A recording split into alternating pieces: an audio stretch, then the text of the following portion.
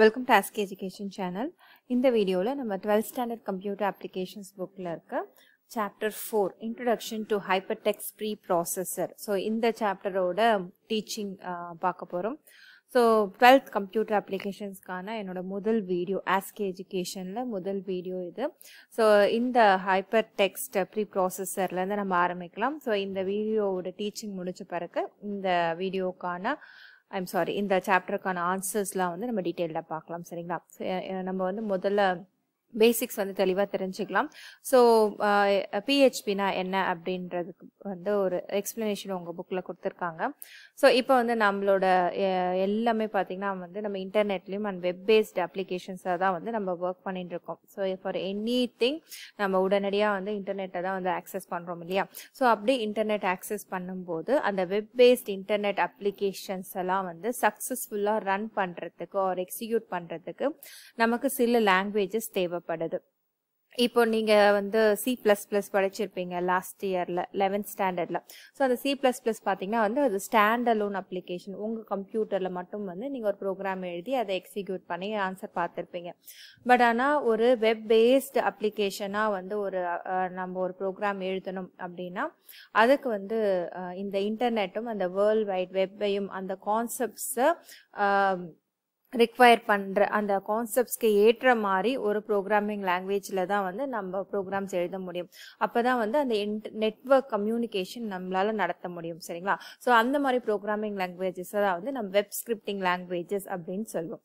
அதாவது internet and world wide web பார்த்தீங்கன்னா வந்து it was introduced in 1990s by Tim Berners Lee. அவர் என்ன சொன்னாருன்னா இந்த internet and world wide web use பண்ணி நம்ம இந்த வேர்ல்டு வைடு இருக்க எல்லா கம்ப்யூட்டர் சிஸ்டம்ஸையுமே வந்து நம்மளால வந்து ஒரு கம்யூனிகேட் பண்ண முடியும் அப்படின்னு சொல்லியிருக்காங்க. எல்லாத்தையும் ஒரு நெட்வொர்க்ல கொண்டு வந்துட்டு அதை கம்யூனிகேட் பண்ண முடியும் அப்படின்னு சொல்றாங்க. ஸோ இன்டர்நெட்னா என்னன்னா network of interconnection of networks, அதோட ஷார்ட் ஃபார்ம் தான் இன்டர்நெட் அப்படின்னு சொல்றாங்க. ஸோ நிறைய நெட்வொர்க்ஸ் இருக்கும், எல்லாத்தையும் இன்டர் கனெக்ட் பண்ணும்போது மொத்தமா எல்லாமே ஒரு நெட்வொர்க் உள்ள அடங்கிடும். ஸோ அதுதான் வந்து இன்டர்நெட் அப்படின்னு சொல்லுவோம். ஸோ ஃபார் எக்ஸாம்பிள் உங்க ப்ரௌசிங் சென்டர்ல உங்க வீட்டு பக்கத்துல ப்ரௌசிங் சென்டர் பார்த்தீங்கன்னா அங்க ஒரு 10 கம்ப்யூட்டர் வந்து ஒன்னா வந்து நெட்வொர்க்ல இருக்கும். ஸோ அந்த கம்ப்யூட்டர்ஸ் எல்லாமே ஒன்னோட ஒன்று கனெக்ட் ஆயிருக்கும். So that is a network. உங்க ஸ்கூல்ல பாத்தீங்கன்னா ஒரு 10 சிஸ்டம் இருக்கும். ஸோ அது ஒரு நெட்வொர்க். ஸோ அது வந்து அந்த மாதிரி நிறைய நெட்வொர்க்ஸ் எல்லாமே வந்து வேர்ல்ட் வைட் கனெக்ட் ஆகும்போது we call that as internet சரிங்களா. ஸோ interconnection of networks அதோட ஷார்ட் ஃபார்ம் தான் இன்டர்நெட். இது வந்து பிசிக்கல் கனெக்ஷன், அதாவது பிசிக்கலா ஒரு சிஸ்டமையும் இன்னொரு சிஸ்டமையும் எப்படி கனெக்ட் ஆகுது அப்படின்றத ஒரு மெஷின் டு மெஷின் கனெக்ஷனை தான் வந்து நம்ம இன்டர்நெட் அப்படின்னு சொல்றோம். அப்போ அதுல இருக்க டேட்டாஸ் கனெக்ட் ஆயிருக்கு இல்லையா. ஸோ அதுல இருக்க அப்ளிகேஷன்ஸ் கனெக்ட் ஆயிருக்கு இல்லையா. அது பாத்தீங்கன்னா வெர்ச்சுவல் கனெக்ஷன் அப்படின்னு சொல்லுவோம். ஸோ அதுதான் வந்து நம்ம வேர்ல்ட் வைட் வெப் அப்படின்னு சொல்லுவோம். ஸோ வேர்ல்ட் வைட் வெப் பாத்தீங்கன்னா வெர்ச்சுவல் கனெக்ஷன் ஆஃப் நெட்வொர்க் சரிங்களா. ஸோ அதாவது ஒரு நெட்வொர்க்ல இருக்க டேட்டாவோ இல்ல அப்ளிகேஷன்ஸோ ஒன்னோட ஒன்னு கனெக்ட் ஆயிருக்கும் போது we call that as world wide web. So இந்த பிசிக்கல் நெட்வொர்க் இருந்தாதான் நம்மளால வேர்ல்ட் வைட் வெப்ல நம்மளால ஒர்க் பண்ண முடியும். ஸோ இந்த கான்செப்ட்ஸ்ல தேவையான ப்ரோக்ராமிங் லாங்குவேஜஸ், அதாவது நெட்வொர்க் கம்யூனிகேஷன் தேவையான அந்த ப்ரோக்ராம்ஸை வந்து நம்ம இந்த ஸ்கிரிப்ட் லாங்குவேஜஸ்ல தான் எழுதுவோம். So those languages are called as web scripting languages. So web scripting லாங்குவேஜஸ்க்கு நிறைய பாலிசிஸ் இருக்கு. ஸோ அந்த பாலிசிஸ்லாம் ஃபாலோ பண்ணி தான் வந்து நம்ம எழுதணும். ஸோ இந்த லாங்குவேஜ் பார்த்தீங்கன்னா it support internet online businesses வந்து ரொம்ப சப்போர்ட் பண்ணுது. ஸோ பிஹெச்பினா என்ன அப்படின்னு பார்த்தீங்கன்னா it is one of the important server side web and general purpose scripting language invented by Rasmus Ledov in 1994 அப்படின்னு சொல்லியிருக்காங்க. ஸோ இந்த PHP பாத்தீங்கன்னா வந்து it is a server side scripting language சரிங்களா. அண்ட் அதை பத்தின ஒரு ஃபீச்சர்ஸ் கொடுத்துருக்காங்க. ஸோ PHP பாத்தீங்கன்னா it is a very simple and light weight open source server side scripting language. So ரொம்ப சிம்பிளான ஒரு language and it is a open source language. அதாவது இது வந்து it is available in internet free of cost. So நம்ம யார் வேணாலும் அதை டவுன்லோட் பண்ணி இன்ஸ்டால் பண்ணி நம்ம வந்து ஒர்க் பண்ண முடியும். And it can easily எம்பர்ட் with HTML or other client side scripting languages like CSS and JavaScript அப்படின்னு சொல்றாங்க. ஸோ ஸ்கிரிப்டிங் லாங்குவேஜஸ் பார்த்தீங்கன்னா 2 டைப் இருக்கு. அதாவது நம்ம கிளைண்ட் சைட் ஒர்க் பண்ற லாங்குவேஜஸ் இருக்கணும், அதே மாதிரி சர்வர் சைட் ஒர்க் பண்ற லாங்குவேஜஸும் இருக்கணும். ஸோ கிளைண்ட் சைட் ஒர்க் பண்ற ஸ்கிரிப்டிங் லாங்குவேஜஸ்க்கு எக்ஸாம்பிள்ஸ் பார்த்தீங்கன்னா இந்த CSS and JavaScript. And server side work பண்ணுற ஸ்கிரிப்டிங் லாங்குவேஜஸ் தான் வந்து இப்போ நம்ம பார்க்குற PHP சரிங்களா. ஸோ இந்த PHP பார்த்தீங்கன்னா இந்த கிளைண்ட் சைட் லாங்குவேஜஸ்குள்ளேயும் எம்பெட் பண்ண முடியும், HTML கோட்குள்ளேயும் எம்பெட் பண்ண முடியும் அப்படின்னு சொல்கிறாங்க. அண்ட் இந்த PHP எதுக்கு யூஸ் ஆகுதுன்னா it creates dynamic and interactive web pages இந்த ரியல் டைம் ப்ராஜெக்ட்ஸ் அப்படின்னு சொல்கிறாங்க. அதாவது டைனமிக்னா என்னென்னா சேஞ்ச் ஆகக்கூடிய, அடிக்கடி சேஞ்ச் ஆகிட்டே இருக்கும். அதாவது அந்த வெப் கண்டென்ட் பார்த்தீங்கன்னா வந்து ஒரு கிளைண்ட்டுக்கு ஏற்ற மாதிரி அது வந்து அந்த பேஜ் வந்து கண்டென்ட் வந்து மாறிட்டே இருக்கும். ஸோ அதுதான் வந்து நம்ம டைனமிக் சொல்லுவோம். ஸோ இருக்கிற கண்டென்ட் அப்படியே எல்லாருக்கும் எல்லா கிளைண்ட்டுக்கும் ஒரே மாதிரி கண்டென்ட் தான் டிஸ்பிளே ஆகுது அப்படின்னா we say it as static. இது வந்து நம்ம டைனமிக் சொல்றதுக்கு காரணம் வந்து அது இன்ட்ராக்டிவாக இருக்கும். ஸோ அந்த வெப்பேஜ் பார்த்தீங்கன்னா கிளைண்ட் கூட இன்ட்ராக்ட் பண்ணி அவங்க ஒரு கிளைண்ட்டுக்கு ஏற்ற மாதிரி அந்த வெப்பேஜ் வந்து அதோட கண்டென்ட் வந்து மாறி மாறி டிஸ்பிளே ஆகிட்டே இருக்கும். அதனால தான் வந்து நம்ம டைனமிக் அண்ட் இன்ட்ராக்டிவ் வெப்பேஜஸ் சொல்கிறோம். ஸோ இதை கிரியேட் பண்ணுறதுக்கு PHP ரொம்ப ஹெல்ப்ஃபுல்லாக இருக்கும் சரிங்களா. ஸோ இந்த other server-side scripting languages இருக்கு இல்லையா. So like Microsoft ASP active server pages and JSP Java server pages. இந்த ஸ்கிரிப்டிங் லாங்குவேஜஸ்க்கு இந்த PHP வந்து ஒரு பெரிய காம்படிட்டராக இருக்கு. அதுக்கு மெயின் ரீசன் வந்து இட் இஸ் ஓப்பன் சோர்ஸ் அப்படின்றதுனால தான். அண்ட் அதற்கான அந்த ஸ்டாட்டிஸ்டிக்ஸ் டேட்டாவும் வந்து இங்கே கொடுத்துருக்காங்க. ஸோ PHP பாருங்க எவ்வளோ தூரம் வந்து யூஸ் பண்ணுறாங்க அப்படின்றது உங்களுக்கு தெரியும். So various server side programming லாங்குவேஜஸை கம்பேர் பண்ணி தான் இங்கே எழுதியிருக்காங்க. ஸோ PHP ஸ்கிரிப்டிங் லாங்குவேஜ் பார்த்தீங்கன்னா எங்கே எக்ஸிக்யூட் ஆகும் அப்படின்னு நமக்கு தெரியணும். இப்போ C++ தான் நீங்கள் டர்போ C++ல டைப் பண்ணுவீங்க, அதை வந்து கம்பைல் பண்ணி எக்ஸிக்யூட் பண்ணியிருப்பீங்க.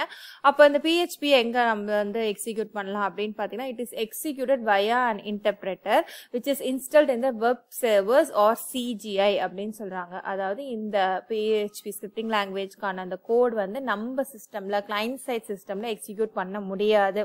நம்ம கிளைண்ட் சைடில் எழுதலாம். நம்ம வந்து ஒரு ப்ரோக்ராமில் PHP ஸ்கிரிப்ட் லாங்குவேஜ் யூஸ் பண்ணி ப்ரோக்ராம் கோட் எழுதினாலும் அது எங்கே எக்ஸிக்யூட் ஆகும் அப்படின்னா வெப் சர்வரில் தான் எக்ஸிக்யூட் ஆகும். ஸோ வெப் சர்வர்னா என்ன அப்படின்னு தெரியணும். It is a software application.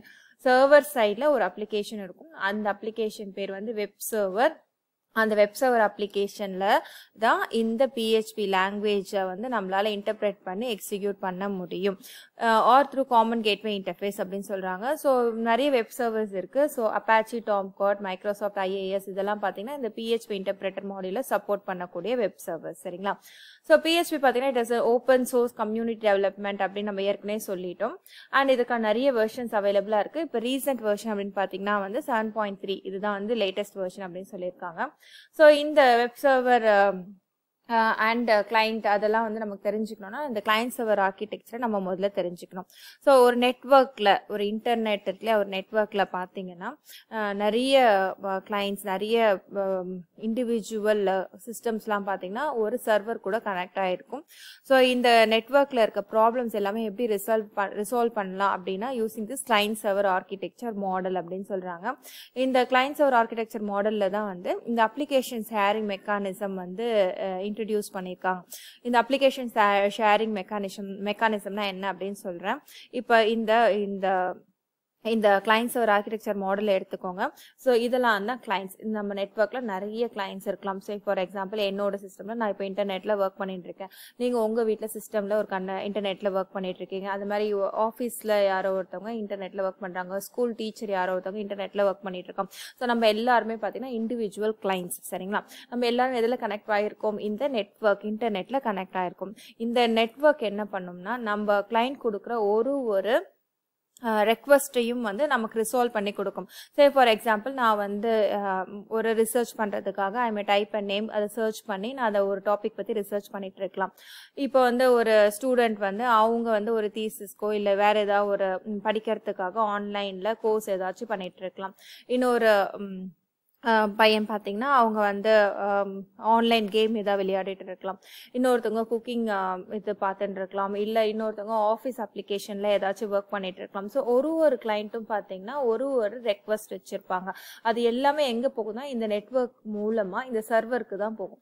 இந்த சர்வர் என்ன பண்ணும்னா நம்ம கிளைண்ட்டுக்கு ஏற்ற மாதிரி அவங்கவுங்க ரெக்வஸ்ட்டை வந்து ரெஸ்பாண்ட் பண்ணும். இப்போ எனக்கு நான் என்னோட ரிசர்ச்சுக்கு தேவையான டேட்டாவை நான் ரெக்வஸ்ட் பண்ணும்போது அந்த ரிலேட்டட் டேட்டாவை தான் வந்து எனக்கு எனக்கு ரெஸ்பாண்டா என்னோட சிஸ்டம்ல டிஸ்பிளே ஆகும் என்னோட ப்ரௌசர்ல. இப்போ ஒரு பையன் ஆன்லைன்ல கேம் விளையாடுறான்னா அவனுக்கு அந்த கேம் சம்பந்தமான டேட்டாஸ் மட்டும்தான் வந்து அவனோட சிஸ்டம்க்கு ரெஸ்பாண்டா போயிட்டு இருக்கும். அதே மாதிரி ஒரு ஆஃபீஸ் சம்பந்தமா ஏதாச்சும் ஒர்க் பண்ணிட்டு இருக்காங்க, டேலியில ஒர்க் பண்றாங்க அப்படின்னா அந்த டேலி சம்பந்தமான டேட்டாஸ் மட்டும்தான் வந்து அந்த பர்டிகுலர் கிளைண்ட்டுக்கு போயிட்டு இருக்கும். ஸோ ஒரு கிளைண்ட்டுமே பார்த்தீங்கன்னா இந்த சர்வரில் கூட நம்ம இன்ட்ராக்ட் பண்ணி நமக்கான ரெஸ்பாண்டை வாங்கிட்டே இருக்கும். சரிங்களா? ஸோ அதுதான் வந்து இங்கே எக்ஸ்பிளைன் பண்ணிட்டு இருக்காங்க. ஸோ இந்த நெட்வொர்க்கில் there are 2 different hardware systems. ஒன்று வந்து சர்வர், இன்னொன்று வந்து ஹார்ட்வேர். இந்த சர்வருக்கும் ஒன்று வந்து சர்வர், இன்னொன்று வந்து கிளைண்ட். சரிங்களா? ஸோ இந்த சர்வருக்கும் இந்த கிளைண்ட்டும் இது ரெண்டும் தான் வந்து டிஃப்ரெண்ட் ஹார்ட்வேர் சிஸ்டம்ஸ். இவங்க எப்படி கனெக்ட் ஆயிருக்காங்க ஓவர் தி நெட்வொர்க். அண்ட் இவங்க ரெண்டு பேருக்கும் உள்ள அந்த அப்ளிகேஷன் ஷேரிங் மெக்கானிசத்தை இன்ட்ரடியூஸ் பண்றது தான் வந்து இந்த கிளைண்ட் சர்வர் ஆர்கிடெக்சர்.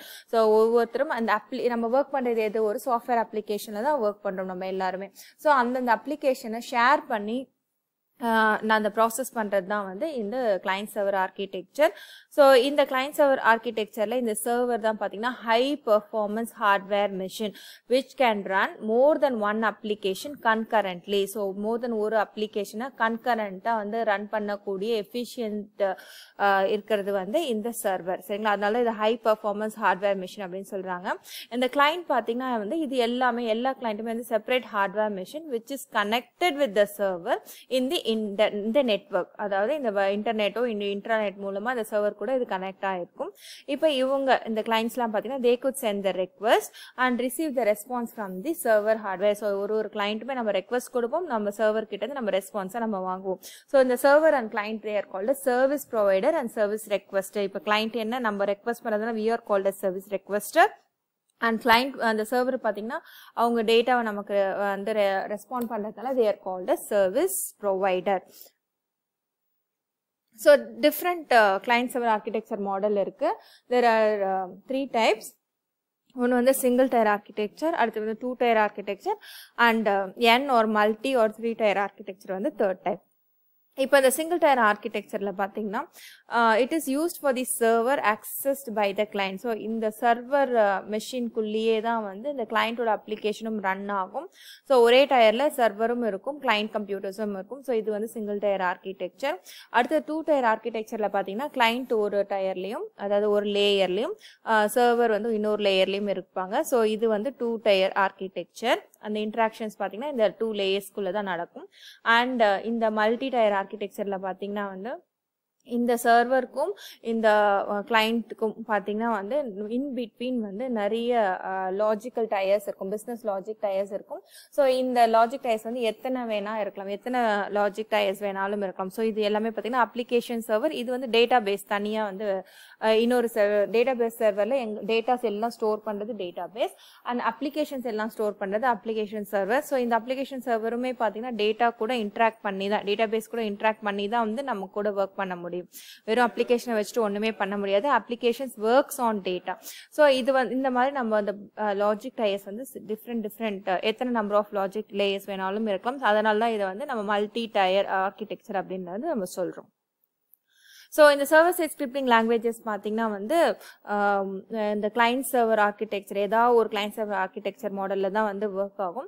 இந்த வெப் சர்வர் அப்படின்றது வந்து ரொம்ப முக்கியம். பிகாஸ் அதுதான் வந்து இன்டர்பிரேட் பண்ணி நம்மளோட ஸ்கிரிப்டிங் லாங்குவேஜை எக்ஸிக்யூட் பண்ணி கொடுக்கும். ஸோ அந்த வெப் சர்வர் எங்கே இருக்கும்னா இது வந்து இந்த சர்வர் ஹார்ட்வேரில் தான் இருக்கும். ஸோ எல்லா சர்வர் சைட் ஸ்கிரிப்டிங் லாங்குவேஜுமே பார்த்தீங்கன்னா வந்து வெப் சர்வரில் எக்ஸிக்யூட் ஆகுதுலையே அது எல்லாமே வந்து சர்வர் ஹார்ட்வேரில் தான் இருக்கும். And it takes the responsibilities for compilation and execution of server side scripting languages. So இப்போ சர்வர் சைட் ஸ்கிரிப்டிங் லாங்குவேஜ் என்ன அப்படின்னு பார்க்கலாம். ஸோ வெப் ஸ்கிரிப்டிங் லாங்குவேஜஸ் பார்த்தீங்கன்னா 2 டைப் இருக்கும், client side and server side. ஏற்கனவே நம்ம சொல்லியிருக்கேன். ஸோ இதில் PHP பார்த்தீங்கன்னா கம்ப்ளீட்டாக வந்து it is different from client side scripting language like JavaScript. So இந்த PHP பார்த்தீங்கன்னா வந்து இது entirely executes on web server. சரிங்களா? இந்த வெப் சர்வர் எங்க இருக்கும், சர்வர்ல தான் இருக்கும். சர்வர் எங்க இருக்கு, it is a remote machine. And இந்த ரிமோட் மிஷின் இந்த வெப் சர்வர் என்ன பண்ணும்னா இந்த PHP கோட எக்ஸிக்யூட் பண்ணிட்டு ஒரு HTML கோட ஜென்ரேட் பண்ணி அதை தான் நமக்கு திருப்பி அனுப்பும். அந்த HTML கோட தான் வந்து யூசர் வந்து ரிசீவ் பண்ணுவாங்க. அந்த ரிசீவ் பண்ண கண்டென்ட்டை தான் நம்மளோட ப்ரௌசர்ல நம்ம பார்ப்போம். சரிங்களா? ஸோ அதுதான் வந்து இங்கே சொல்லியிருக்காங்க. ஸோ வெப் ப்ரௌசர் பார்த்தா நம்ம HTTP ரெக்வஸ்ட்டாக கொடுப்போம். அந்த PHP கோட் வந்து வெப் சர்வரில் எக்ஸிக்யூட் ஆகிட்டு it gives back HTML code. அந்த HTML கோடை தான் வந்து நம்ம வெப் ப்ரௌசரில் நம்ம வந்து அவுட்புட்டாக நம்ம பார்ப்போம். ஓகே, ஸோ இந்த PHP பார்த்தீங்கன்னா it suppose oops concepts also and it is applicable to implement all oops features. oops ஃபீச்சர்ஸ்னா என்ன நம்ம டீட்டெயிலாக பின்னாடி நான் சொல்கிறேன். ஸோ oops ஃபீச்சர்ஸ் வந்து கிளாஸ், ஆப்ஜெக்ட், இன்ஹெரிட்டன்ஸ் எல்லாமே oops ஃபீச்சர்ஸ் தான். இது எல்லாமே வந்து நம்ம PHPயில் அப்ளை பண்ண முடியும்.